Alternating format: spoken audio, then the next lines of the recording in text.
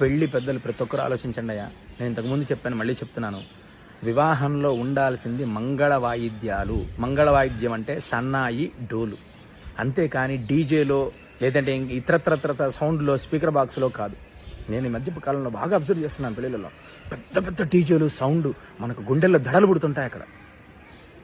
వేదమంత్రాల సాక్షిగా అని చెప్పి వివాహ పత్రికలు రాసుకుంటున్నారు కదండి.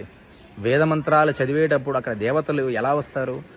మంగళప్రదమైన మంగళ వాయిద్యాలు, దాని పేరే మంగళ వాయిద్యాలు. ఆ మంగళ వాయిద్యాలు వింటే వినసొంపుగా ఆ కీర్తనలు, వాటికి ఆ సంగీతానికి దేవతలు ఇష్టపడతారు.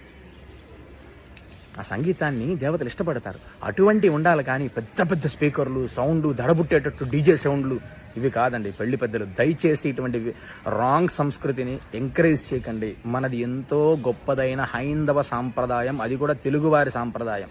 ప్రతి ఒక్కరికి తెలియజేయండి ప్లీజ్.